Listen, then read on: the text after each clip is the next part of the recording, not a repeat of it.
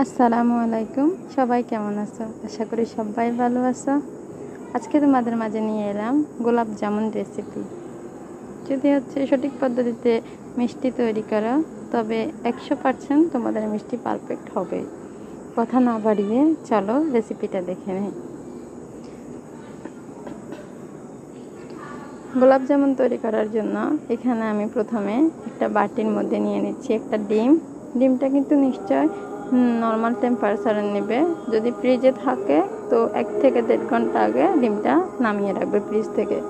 দিয়ে দিচ্ছি 1 চা চামচ চিনি, 1 চা চামচ তেল আর 1 চা চামচ পানি দিয়ে একটা কাঁটা চামচের সাহায্যে খুব ভালোভাবে এটাকে মিশিয়ে নেব।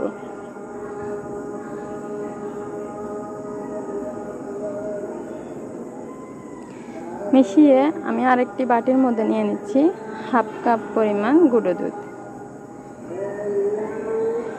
দিয়ে দিচ্ছি 1/4 কাপ পরিমাণ ময়দা। এখানে একটা জিনিস খেয়াল রাখবে, যতটুকু গুঁড়া দুধ নেবে তার অর্ধেকটা নেবে ময়দা, তাহলে মিষ্টিটা পারফেক্ট হবে।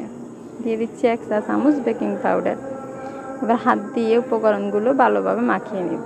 অনেক সময় দেখা যায় বেকিং পাউডার দলা পাকিয়ে থাকে, তো যদি ভালোভাবে মেশানো না হয় সেক্ষেত্রে দেখা যাবে একটা মিষ্টি ফুলবে আর একটা মিষ্টি ফুলবে না।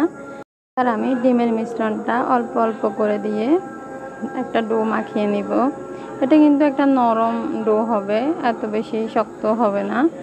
তো তোমরা দেখতেই পাচ্ছ ভিডিওতে আমি যেভাবে মাখিয়ে নিচ্ছি, ঠিক এইভাবে মাখিয়ে নেবে।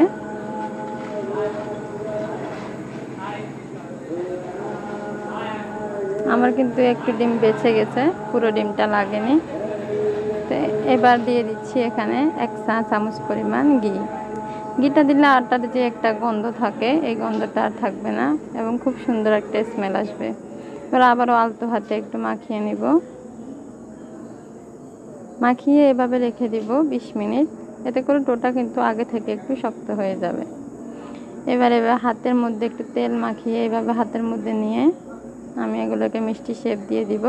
তোমরা তোমাদের ইচ্ছা মতো গোল লম্বা যে কোনো রকমের শেপ দিতে পারো। শুধু একটা কথাই খেয়াল রাখবে, মিষ্টির মধ্যে যেন কোনো ফাটল না থাকে। তো আমার এখানে মোট 9টা মিষ্টি হয়েছে। আমি একটু বিগ সাইজ করে বানিয়েছি, তোমরা চাইলে আরও মিনি সাইজ করে বানিয়ে নিতে পারো। এগুলো কিন্তু শিরাতে দিলে আরও অনেকটাই ফুলে যাবে। তো এখন আমি একটা কড়াইয়ের মধ্যে তেল দিয়ে মিষ্টিগুলো হাতের মধ্যে একটু শেপ দিয়ে দিব।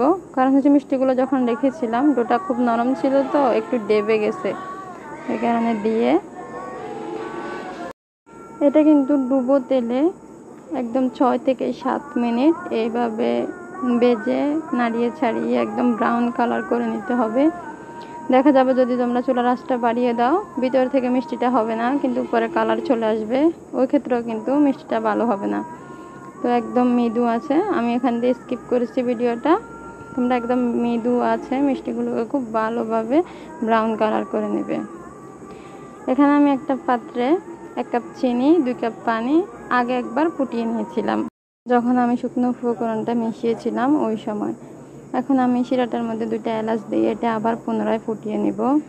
এখানে একটা পাতলা শিরা হবে, শিরাটা যেন ঘন না হয়। মিষ্টিটা তোমাদের ইচ্ছের উপর নির্ভর করবে, যদি এখানে তোমরা আরও কম মিষ্টি চাও তো আর একটু পানি অ্যাড করতে পারো, সমস্যা নাই।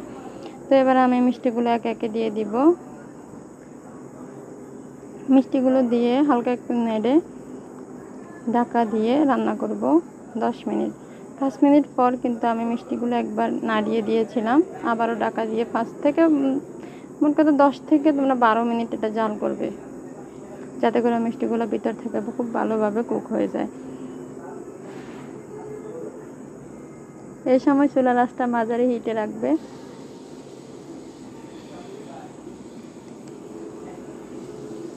তো আমার মিষ্টিটা জাল করা হয়ে গেছে।